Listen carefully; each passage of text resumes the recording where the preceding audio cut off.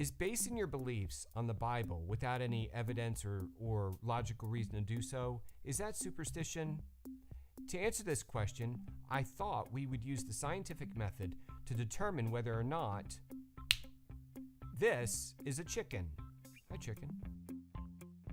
But the argument, as I understand it, is that if you cannot verify anything independent of the Bible, like through the scientific method or some sort of observation, something that verifies the contents of the book, then it seems kind of ridiculous to just haphazardly decide that you're going to believe what's inside the book without anything external that points you to the book, that gives you, some guidance that what's in here is actually valid. The term that is thrown around is superstition. Alexa, what is the definition of superstition? The noun superstition is usually defined as a belief or notion, not based on reason or knowledge. So believing in the Bible without having a good reason, an external logical reason to believe in the Bible, that's superstition. And I'm not going to argue with you about that. That's superstition. The alternative is to base what you believe on observable data, on things you can see, things you can measure, things you can quantify, the scientific method. We can get genetic data from that bird and verify that it actually is a chicken. The problem with that mentality is it might be a little excessive. I think it's pretty self-evident that that is a chicken. I don't think people are going to debate that that's a chicken. Now, I do understand from time to time some fossil washes up on shore somewhere and people don't know what it is and they argue and they have to do some kind of genetics test to determine what it is. But for the most part, we know that a chicken is a chicken, a duck is a duck, and a rabbit is a rabbit. There's no discussion there. It's what we call self-evident.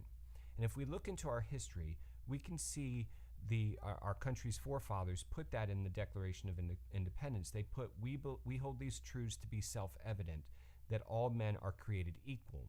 So that was a part of our founding document, that all men were created equal, and it was self-evident. So Thomas Jefferson didn't feel as if he needed to do a genetics test to prove that he was equal to King George of England. He just stated that it was self-evident. And that founding principle that all men are created equal, you can literally do a genetics test on everyone and show that, wait a minute, you can do a genetics test on a fetus, right?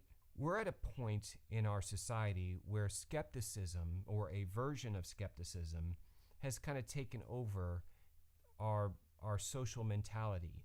We're at a point right now where people don't accept things that are self-evident, and they're arguing with everything, and they want us to literally do a genetics test on every piece of data that we're going to have a discussion with. I remember having a discussion with an atheist years and years and years ago, and he went as far as to say that he didn't believe that George Washington was buried under George Washington's grave marker, because he didn't have any verifiable data himself, that he didn't observe it with his own senses. So he would not trust the marker on the gravesite that says George Washington. Now, I am positive, I don't know, I've never studied George Washington, but I imagine that somebody attended the funeral and after the fact wrote in a newspaper or a book or something their experience. And obviously I wasn't there to observe whether or not George Washington was buried in that grave, but at a certain point we need to take it on faith that somebody else who is human and has senses did observe it and did document it. I've never done a genetics test on a chicken.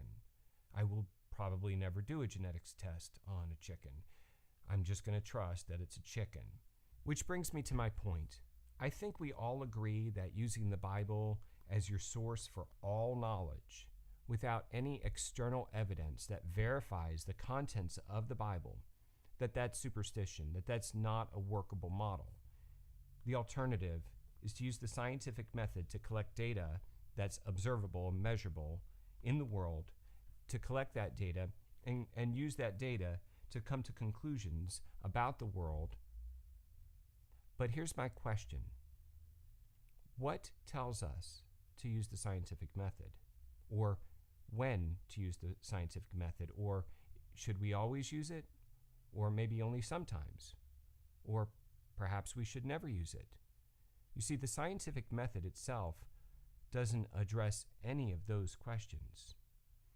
We're just making the assumption to use it. Alexa, what's the definition of superstition?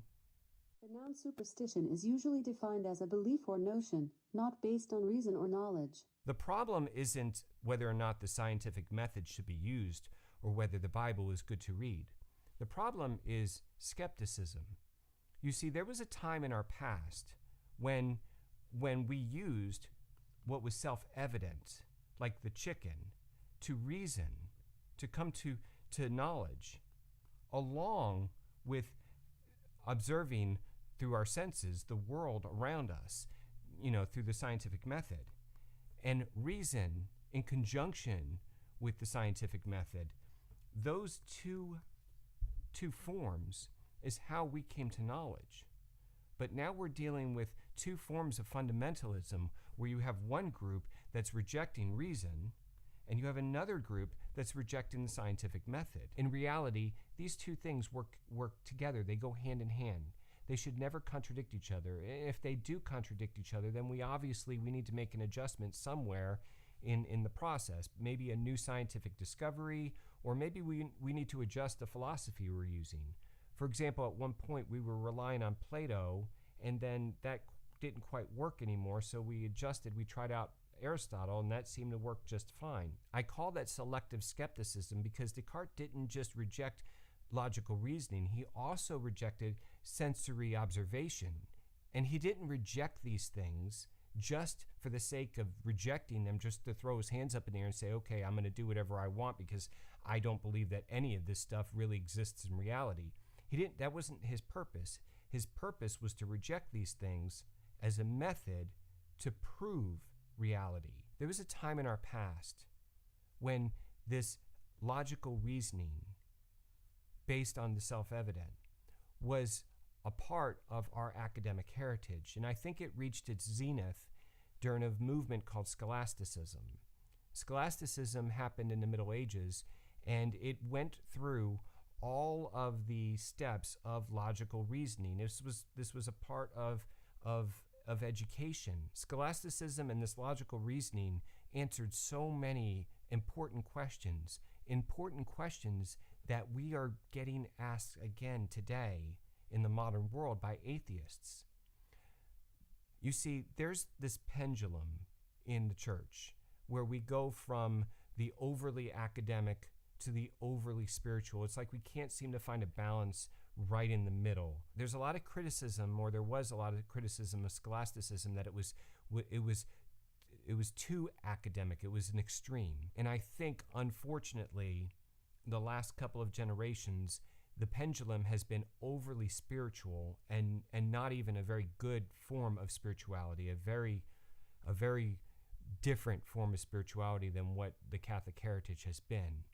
But at the same time, we've had all of these new challenges from atheists, and the correct response was this reasoning. But because we haven't taught our young people logic, the world doesn't know that this even exists. I think that atheists, if they were Christians, they would be part of scholasticism. That's the way their mind works. They need that, and we haven't given it to them. They've asked amazing questions, and the truth is, we just haven't answered them. We've given them a lot of superstition, and they deserve a really, really good logical answer based on reasoning that does not contradict science. I'm going to continue to make videos on this theme of logical reasoning. Please let me know in the comments below what you think of this model that I've presented. I read every single comment. Please also subscribe so that you can continue to be a part of this dialogue. Thank you for watching this video, and I will see you in the next one.